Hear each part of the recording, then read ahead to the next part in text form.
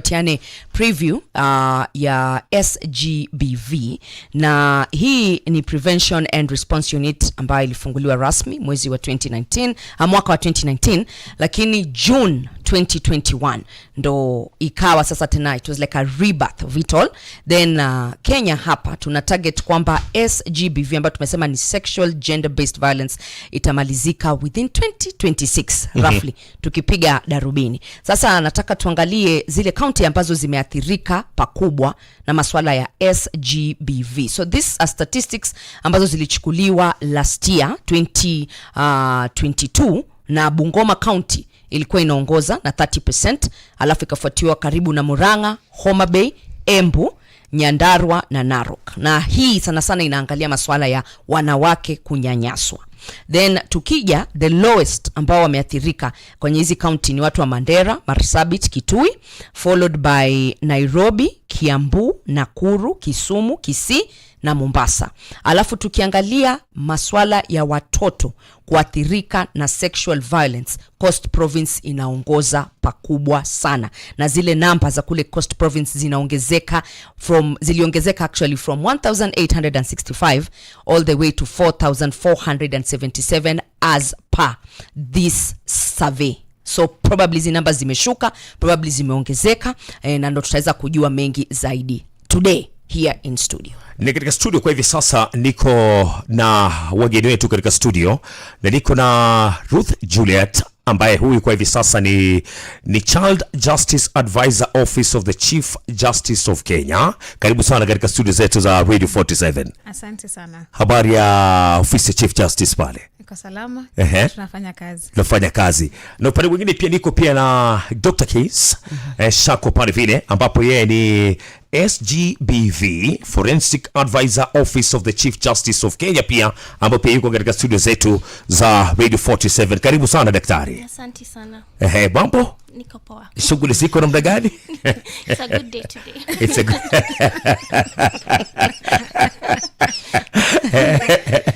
Karibuni sana katika studio zetu. Mimi kwanza ningelipenda kwa maana hizi titles zenu ni kubwa na ni title ambazo ni sensitive kwa masuala ambayo tunazungumzia kwa hivi sasa. Mimi nikianza na Ruth Juliet kwa hivi sasa. Mimi hii title yako iko entitled na kazi gani katika Office of the Chief Justice? Wacha niseme kwamba kwanza asante sana kutupea nafasi hii. Usidanganywe na title. Mimi ni wakili. Okay. Mimi ni wakili wa watoto. Okay. Nimefanya kazi kwa ufupi. Kwa ufupi. Wakili wa watoto, nimefanya kazi ya kuwa wakili wa watoto kwa miaka mingi sana. Na ndio kwa maana nimekuwa advisor, ili kwa sababu tumekuwa tufanya kazi mingi tofauti ya kusaidia watoto kuwezesha kuwa na haki zao zikuwe respected in the society, and really I'm just representing the voice of the children katika ofisi ya Chief Justice, lakini pia si kwa Chief Justice peke yake. Okay. Nataka pia kusema kwamba before Chief Justice aende kwa hiyo ofisi ya Chief Justice, alikuwa chairperson wa Task Force on Children Matters, NCAJ, National Council on Administration of Justice Task Force on Children Matters. Kwa hivyo jaji mkuu wa Kenya alikuwa chairperson, na wakati alikuwa chairperson pale nilikuwa technical advisor wa hiyo kikundi pia on Children Matters bado. Kwa hivyo kazi yetu ilikuwa kuangalia ni shida gani ambazo watoto wanapitia katika ile administration of justice. Ukifikiria about administration of justice, una realize kuna ile polisi, kuna Department of Children Services, kuna probation, kuna vipengele vingi zile za justice. So kwa hivyo tulikuwa tunaangalia hizo gaps ziko wapi kwa kwa maisha ya watoto. Hapo mtoto akiingia tuseme kwa justice system, anaendeleaje ili kutoka mwanzo mpaka mwisho, alafu nini ni shida gani anapitia akiwa kwa hiyo justice system. So hapo ndio tulianza kazi na Chief Justice, lakini before that pia nilikuwa nafanya tu kazi ya ndio nimesema mimi ni wakili wa watoto. Okay. Kwa hivyo sasa kwa ofisi ya Chief Justice sasa hivi Kenya tunaangalia sasa ni tukiangazia bado maslaha ya watoto, but from the judiciary perspective. Ni vitu gani ambazo tunaweza fanya ili kuhakikisha mtoto ameweza kupata haki yake, na si pale kungoja tu mpaka afike kotini.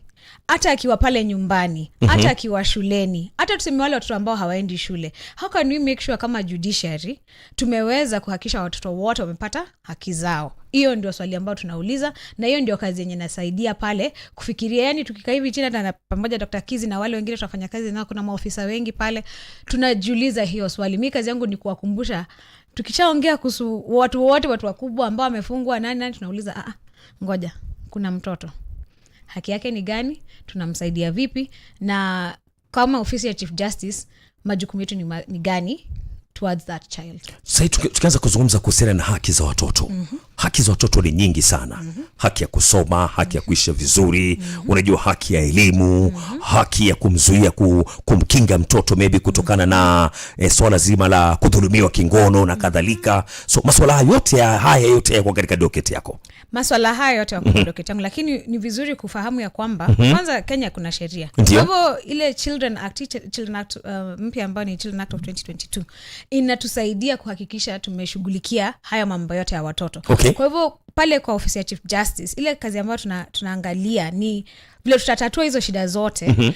Kama vile tumegaidiwa na Constitution Article 53 yenye nasema the best interest of the child itakuwa ya kwanza, na the Children Act. So tunaangalia na office ya Chief Justice, lakini pia na vikundi vingine kama sasa ile task force sasa imekuwa Standing Committee on Access and Administration of Justice for Children. So kwa hivyo tunaleta watu wote pamoja, na hizo ndio vitu ambazo tunaangalia. Kwa hivyo kila siku ukiangalia pale kwa news, ukisikia pale kesi inafanyika, tunajaribu kusaidia hizo matatizo za watoto. Okay, so sana nyinyi matatizo mnachukulia mkiona maybe katika news na kusikia zile kesi. Yes. Maana kwa hivi sasa kesi za haki kudhulumiwa kwa watoto hapa nchini Kenya, hizi kesi ni nyingi jamani. Hivi nchini kote mnahakikishaje kwamba angalau mmeweza kuzipokea hizi kesi na kushughulikia watoto? Kwa sababu kesi zote haziwezi kuja kwetu kwa ofisi. Ndio. Ofisi ya Chief Justice na hudumia watu through court. Ndio. Alafu after court kuna pale kotini kuna vikundi ambayo inaitwa court user committee.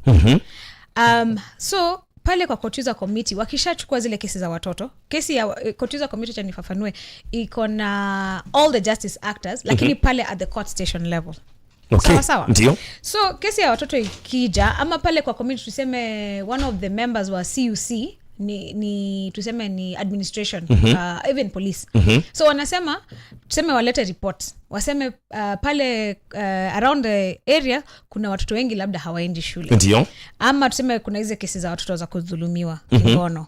Haya, sasa wakileta pale kwa discussion ya CUC, hapo ndio kwanza tunataka itatuliwe hiyo shida. Alright. Kwa hivyo mimi pale kwa ofisi yangu waki-escalate kama wameshindwa pale, tutatafuta namna ya kutumia wakubwa wa NCAJ, National Council on Administration of Justice, which is chaired by the Chief Justice. Tutatumia hiyo ofisi, lakini kwanza tunataka pale kwa court station level, hapo ndio maneno inafaa kutatuliwa. Okay. Haya, so iki pale kwa CUC wakisha discuss, waseme labda vitu zingine lazima ziangaliwe through policy, tuseme policy change.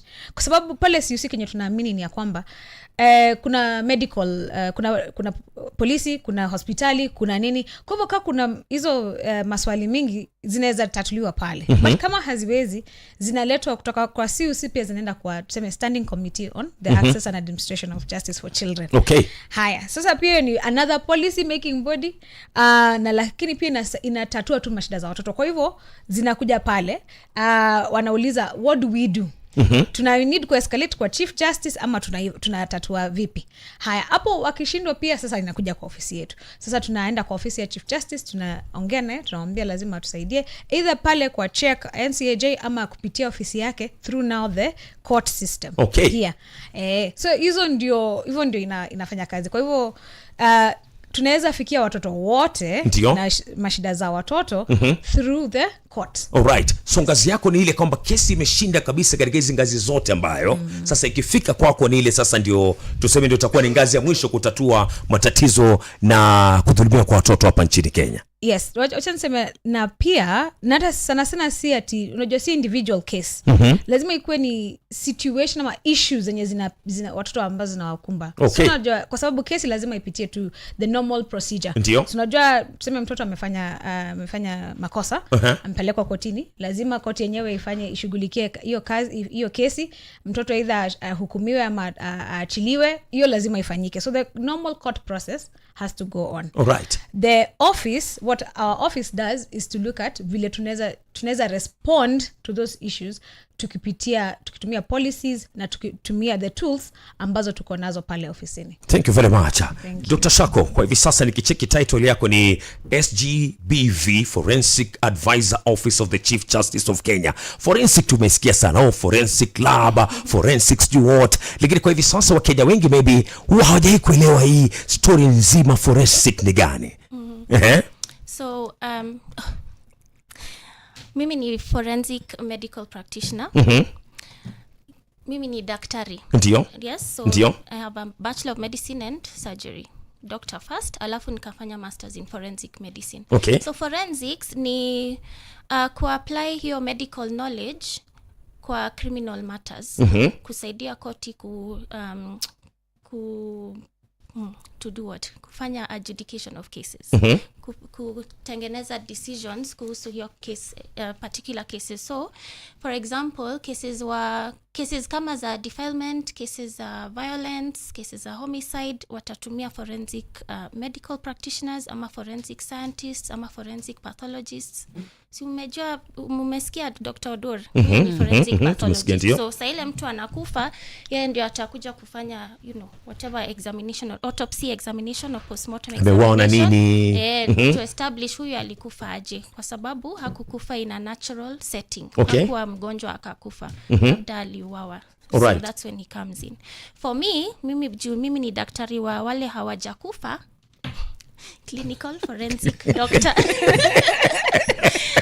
It sounds funny, but yes, that's where I come in. So nilikuwa nafanya kazi kwa police surgery, nikiona hawa watoto wote Juliet ameongea kuhusu wale wamefanywa ubakaji, wame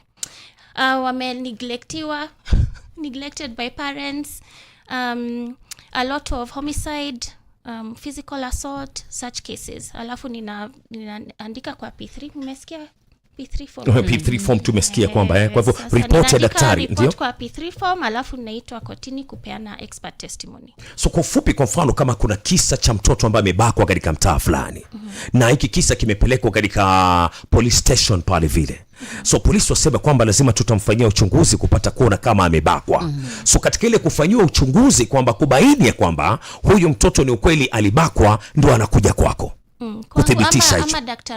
Ama daktari tukitumia example sasa kazi yako kwa hivi sasa. Ndio kwa police doctor, yes. Okay. So ndio anakuja kwako, wewe unafanya uchunguzi wako, unasema ni ukweli huyu mtoto amebakwa, na kulingana vile amebakwa maybe inaonekana ni ameathirika zaidi na kadhalika. So huo ni wakati ukiwa katika idara ya polisi.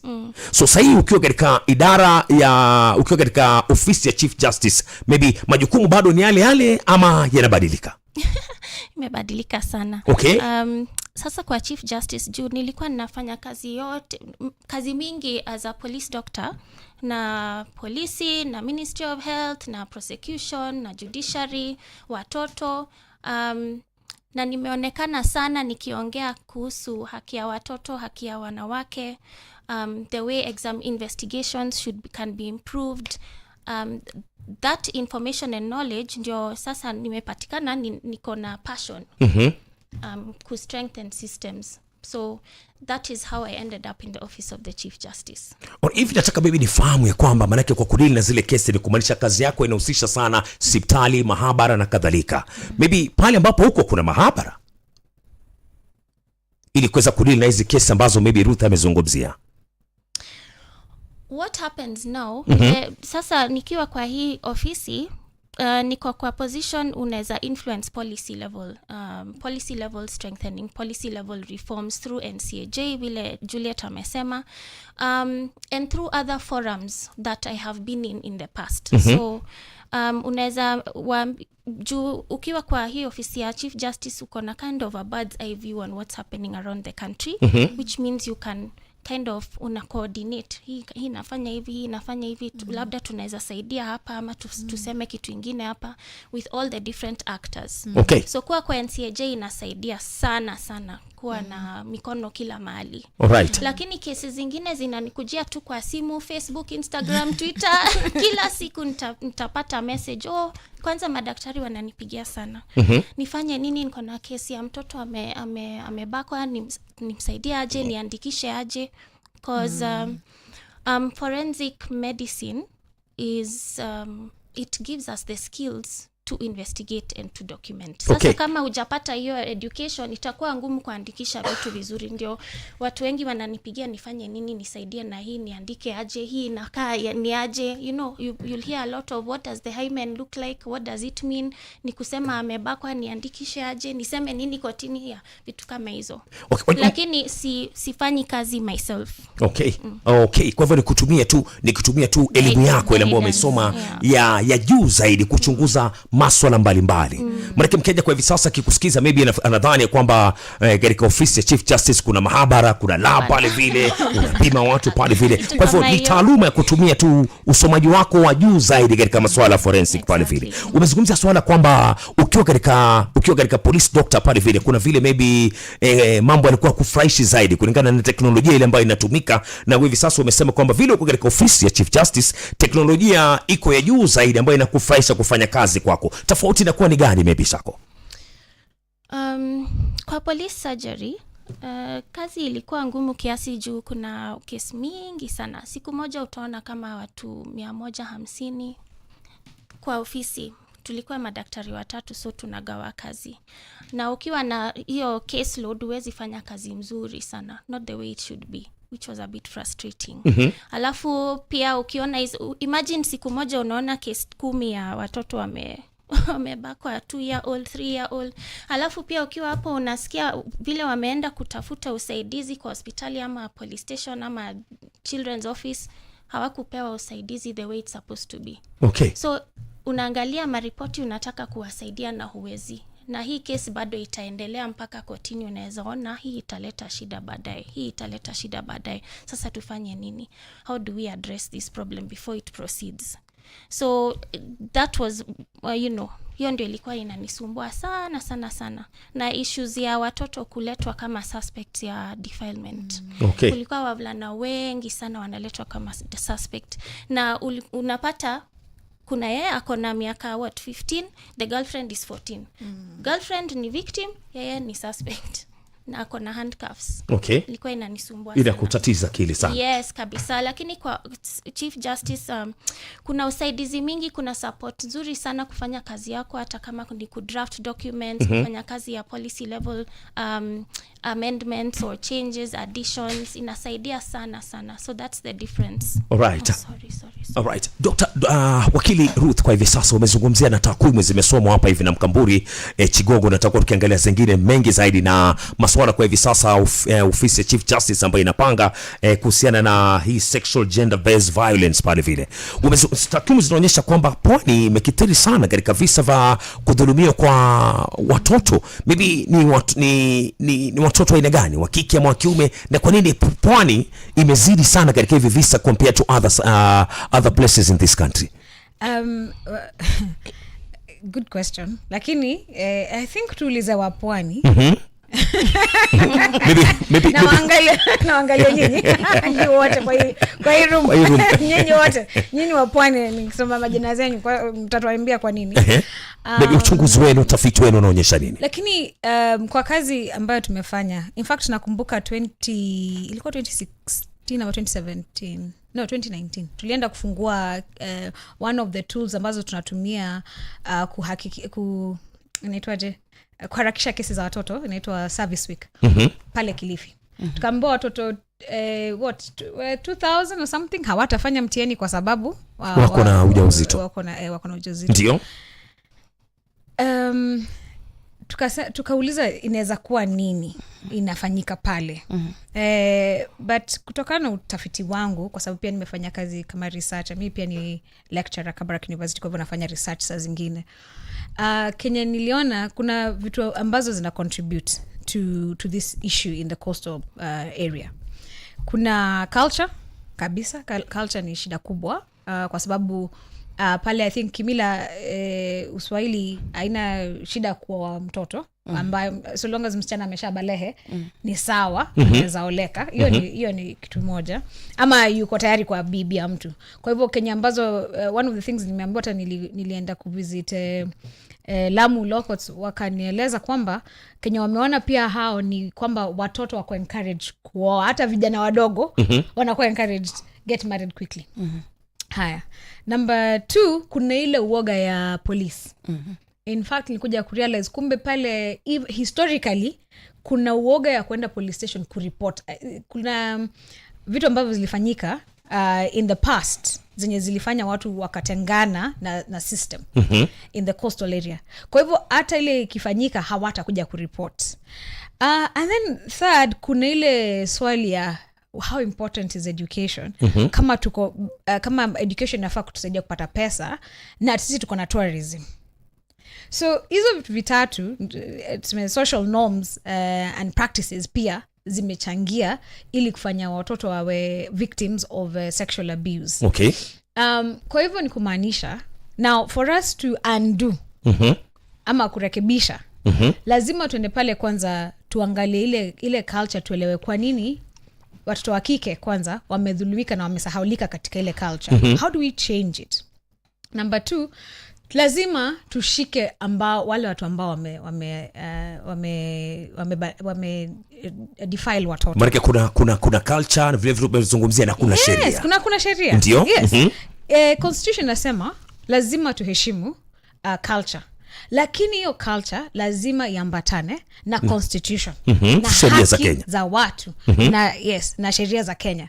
Kwa hivyo hata kama tuna celebrate ile ati the culture that we have, the dancing na kuna very interesting practices kama zile za matanga, disco matanga, as much as tuna celebrate hizo vitu zote, lazima tujue ya kwamba watoto between 0 to 18 years lazima waende shule kwanza. Okay. Hawafai kufanya kazi, hawafai kuolewa, na defilement ni against the laws of this country. Haiwezi pale uende ukajificha nyuma ya culture ukasema ya kwamba hapana, lakini hii ni dini yetu, ama hii ni practice yetu, hii ni mila yetu. Okay. Hauwezi sema vitu kama hivyo. Kwa hivyo I think for me those are the 3 things zenye nimeona. Kuna hiyo culture, kuna poverty levels, ambazo sasa poverty levels ndio zina sukuma watoto kwenda kulala na ama kukua forced. Okay. Kukua hata in prostitution. Ndio. Kwa sababu ya ile kuna tourism kubwa sana pale coast. Alright. So hiyo inafanya. Alafu number 3, watu hawareport kwa sababu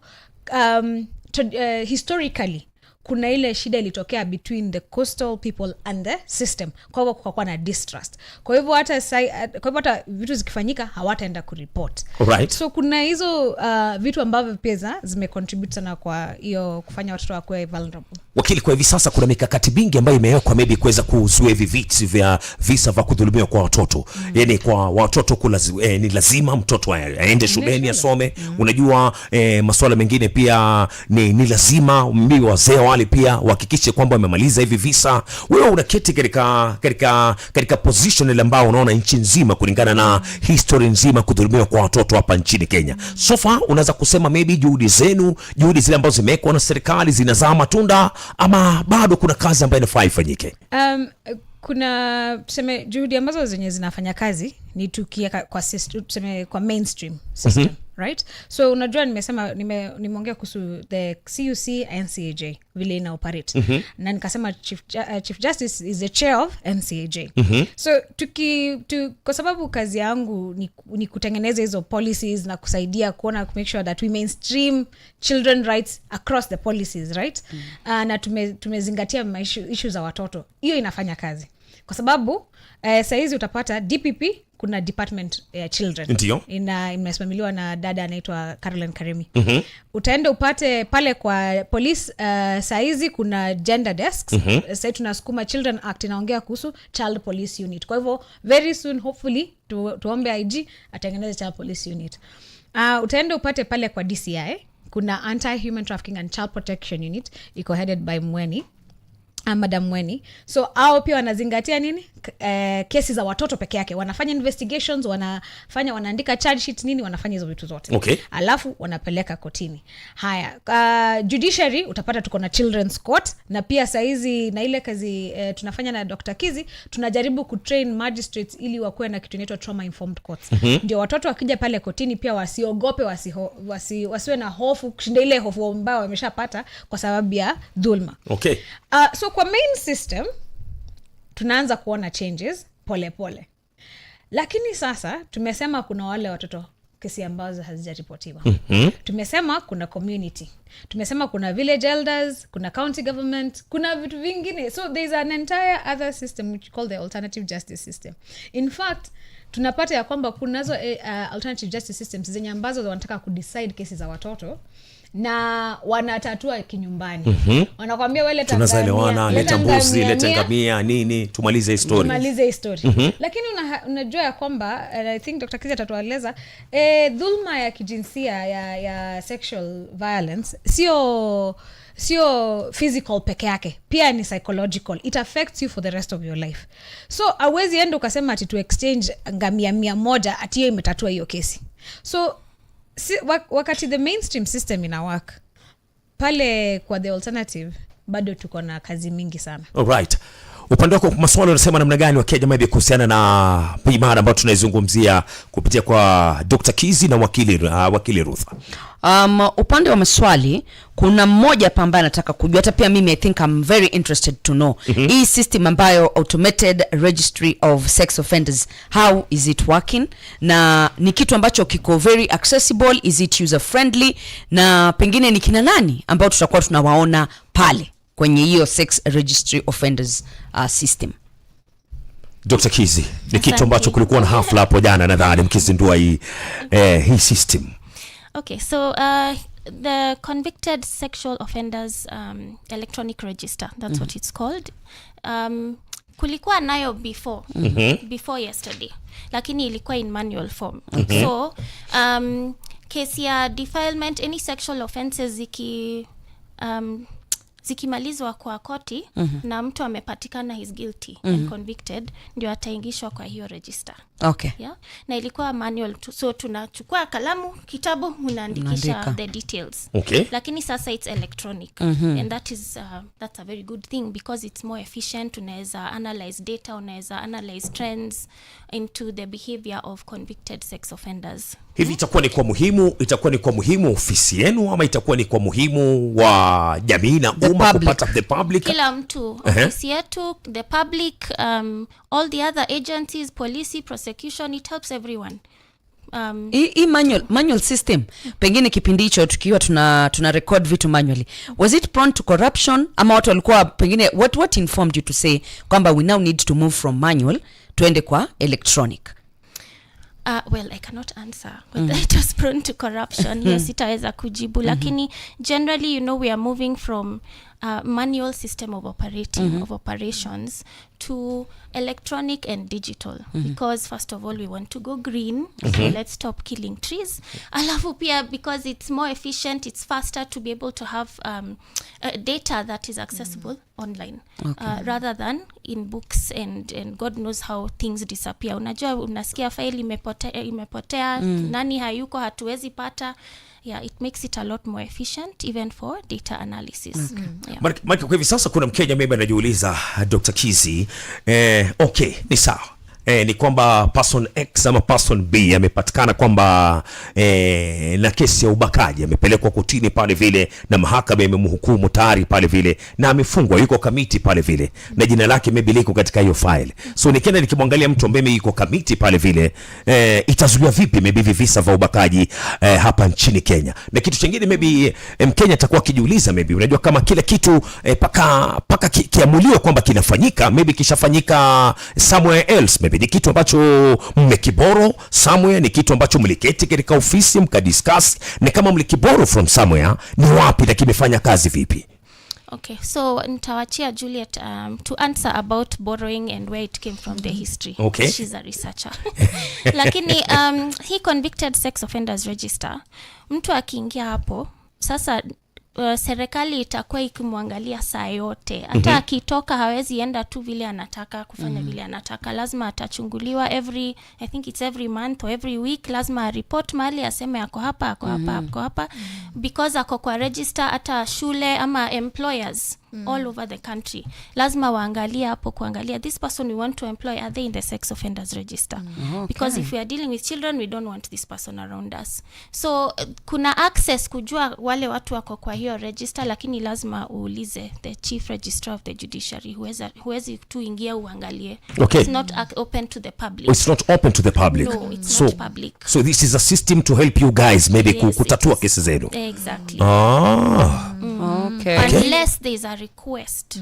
Unaweza request alafu uangalie kama is this request, does it make sense, should we give them information, yes or no, like Okay. that. Nikitaka kuongezea Kenya tuko na sheria za privacy. So because of how stringent our privacy laws are, hauwezi peana information ya mtu tu hivyo. Unajua I think US pia wako na Sexual Offenders Register. Na hiyo unaweza ipata unaweza pata online, unaweza fungua, unaweza search mtu, unaweza pata information. Lakini Kenya na Africa, I think South Africa is the only other country that has it. In fact, Kenya is the second country in Africa to have the e-register. Okay. Hauwezi pata information ya mtu. It is important because kwanza privacy, it's important that to keep it like that, but number 2, unajua kila mtu sasa ukienda kuandikwa kazi unaenda kutafuta ile certificate of good conduct, CRB check.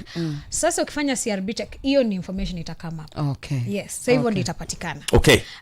Na hivyo ndio utaitoka kwa hiyo register vile Kizi amesema, na vile pia jana DCJ alisema, CJ alisema, kila mtu aliongea alisema ukiingia kwa hiyo register hakuna kutoka. Alright. Na sasa kila mtu atakuwa na kuona tu akijua, okay, tuseme polisi, DPP, kwa sababu unajua DPP wanaangalia ili wakati tuseme ushtakiwe na makosa ingine, lazima uangalie kama ulikuwa offender before, hata kama kama umefanya makosa ingine before.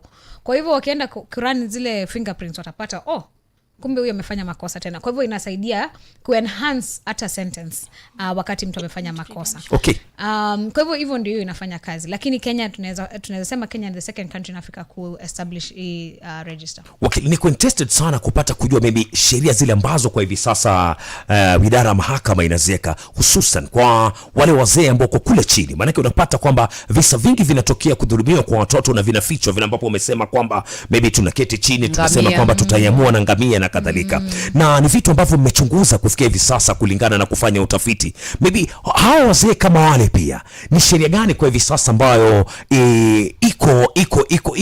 iko katika mahakama zetu, so that maybe they can feel kwamba it is high time we need to work with mahakama kuhakikisha kwamba hizi kesi zinafika mahakamani. Utanijibu baada ya kuwafahamisha wa Kenya ni gani ambayo anajiri kutoka chumba chetu cha habari. Vidokezo vya matukio kwa ufupi. Kwa ufupi, ikifika mida saa 3 kamili tarajia haya mengine mengi, lakini ni kwamba kongamano la walimu wakuu kote nchini linaendelea leo katika kaunti ya Mombasa. Mkutano wa siku 3 wa mfumo wa afya unaingia siku yake ya pili hii leo. Kwa mengine mengi, Edwin Simiyu atakufahamisha zaidi ikifika saa 3 kamili East African Time. Vidokezo vya matukio kwa ufupi. Tumerejea tena katika Gumzo 47, ambapo katika Gumzo 47 leo hii tunaangalia mikakati ile ambayo inawekwa na idara ya mahakama kuhakikisha kwamba tunamaliza visa vya kudhulumiwa kwa watoto hapa nchini Kenya. Niko na wakili Ruth na vile vile pia niko na daktari pia Kizi katika studio zetu hapa hivi, tukijaribu kuangalia mikakati mingi ambayo imewekwa na idara ya mahakama. So swali ambalo nilikuwa nimekuuliza wakili Ruth. First of all, what tuna appreciate kama mawakili kama systems, tuna appreciate what the justice system does, the alternative justice system. In fact, sasa hivi hata leo I think kuna kuwa launched AJS, yani the constitution ina recognize alternative justice system, lakini alternative justice system iko na kazi yake na kuna kazi ambayo si yake. Kesi kama hizi za kijamii ama against the person, kesi against the person, hizo si kesi za kutatuliwa na the alternative justice system. Hizo ni kesi lazima ziweze kufika pale kotini ili court ama mahakama iamue. Hawa wanajua hivi Ruth, lakini bado wanafanya hivyo. Well, okay, wacha tuseme hivi. Kwanza kuna Sexual Offenders Act, Children Act, the Penal Code. Hizo zote hata constitution zinaongelea kuhusu against deciding ama interference with the justice system. In fact, ni interference. Hiyo pale kunegotiate pale ni interference with the justice process. Kwa sababu mara mingi unapata, mimi wakati nimeenda kotini nikienda kuangalia masuala ya watoto, unapata saa zingine mtoto anatoroshwa, anapelekwa tuseme hata Tanzania ili asitestify. Alafu pale wazee wanakaa chini wanafanya nini? Wana negotiate, wanakubaliana vile watafanya. So hiyo ni interference with the justice process, na hiyo ni against the law. Nimesema Sexual Offenders Children Act, Constitution zote zinakataa. Kuna maswali mawili ambayo yameingia. Pengine unaweza kucombine na hiyo, anyone can answer. So unaulizwa kama wale watoto wa Shakahola watapata haki yao anytime soon. Alafu pia how do we preserve ile evidence ya SGB victims? Okay. Nitajibu hiyo nikimalizia ya interference with justice na nijibu ya Shakahola, alafu tupe Kizi nafasi. Kwa hivyo sexual offenses haziwezi tatuliwa na wana vijiji, na tunaendelea kuwahamasisha. Nimesema the mainstream system inajaribu kufanya kazi pale, ni kazi, it's a continuous job. Hata radio station watusaidie, tafadhali, ndio tunafanya kwa hivi sasa, tusaidie kuelimisha kila mtu ambaye anasikiza pale vijijini. Pia watu waelewe kuna kesi ambazo tunaweza tatua, lakini kuna kesi ambazo si za alternative justice, zinahitaji sheria. Yes, zinahitaji sheria. Kenya ilifanyika Shakahola is one of the saddest things that has happened in this country. Mimi ukiniuliza mimi. Na kwa hivyo ukweli ni kwamba watapata haki. Ukweli watapata haki. DPP wanafanya investigations. Kama standing committee on children matters, tumekuwa tukiangalia hata tukifanya kazi pamoja na DPP na other na psychologists pia. Tunaongea nao, wanatueleza watoto wako sawa, wanawasaidia, wanawakansel ambao wenye wako hai, wanakansoliwa, wanasaidika. Na pia DPP wana collect evidence ili waweze kufanya prosecution nzuri against ule pastor. Dr. Kizi, unaweza kuhifadhi vipi maybe ule ushahidi? Kwa mfano kama mtoto amebakwa na kadhalika, ndo hata hii ripoti ikifika kwako ama kesi ikifika kwako, kuna vile unaweza kuwa na uthabiti na ushahidi thabiti? So in regards to, first of all, allow me, wacha niongeze kuhusu vile Juliet ametuambia. Hiyo swali umeuliza, mbona watu bado wanaendelea kufanya hizi vitu mbaya kwa watoto. Shida moja kubwa nimeona ni lack of information. Ni kama watu hawajui vile wanafaa kufanya, hawajui kama wamefanyiwa kitu mbaya, kama kitu hairuhusiwi. Mara mingi sana watu hawajui, hata the community many times they don't know, and so it's important for information to be shared, and of course through the media. Alafu kuhusu SGBV evidence, tukichukua labda kesi ya ubakaji, vile madaktari wanafanya kwanza ni kuassess vile mtu anakaa, kama bado amelala, ameamka, amepewa pombe ama drugs, what is their mental status. Wanafaa waandikishe hiyo, because that's important. Tunaangalia nguo, kama ziko na damu ama hazina damu, ni safi ama ni chafu, we just describe all that. Nguo zinafaa zichukuliwe pia. Alafu evidence from the body itakuwa swabs. Umesikia swabs? Tunachukua swabs mahali kumekuwa contact between suspect na victim. So victim akisema aliniweka mdomo yake kwa mgongo ama kwa shingo, tutaswab hiyo mahali, ndio hiyo swab ipelekwe lab waangalie DNA kwa hiyo swab ni ya nani. Okay. So kufupi unamwambia mkeja kwa hivi sasa, kwa mfano ukipata mtu katika kitendo kama hicho, msioshe zile nguo, msitoe zile nguo, wewe mwenyewe pia msimuoshe, straight away mumpeleke maybe katika kituo cha polisi, ndio ili kazi yako ikuwe rahisi kwa kuweza kupata ule uchunguzi. Exactly. So haufai kumuosha, haufai kumtoa nguo, anafaa aende hivyo, lakini saa zingine hawataki. Kuna wengi wanajua hivyo lakini bado wataoga na watatoa nguo. Juu wanasikia wako na uchafu mingi, lazima waitoe. So in that case, hizo nguo zinafaa zichukuliwe ziweke kwa bag, si plastic, paper bag. Na akienda hospitali aende nazo. Plastic, paper bag. Not plastic but paper. Paper. Yes. Kwa hivyo anaweza kuiripe na gazeti? Yeye mwenyewe, si mtu mwingine, ndio hiyo evidence isiwe contaminated. Okay. Na pelekwe hospitali. So hospitali ndio the first step. Within 72 hours, eh? No, anytime. Best is between 70, immediately before 72 hours is the best. Lakini hata ikiwa 2 weeks zimepita, lazima aende tu ndio apewe matibabu. Thank you very much ladies. Asanteni sana. Galo, kuna mambo mengi nimesikia sana hii leo ambao yatakuwa kimsaidia sana msikilizaji, na tunaomba tafadhali maybe wakati mwingine pia tukiwaita katika studio zetu hapa hivi muweze kututoa taka za mashikio katika hivi vita vya kusaidia watoto wetu ili wasiweze kudhulumiwa kule mitaani. Bila shaka mtaweza kuitikia mwito wetu. Asanteni sana. Asante kwa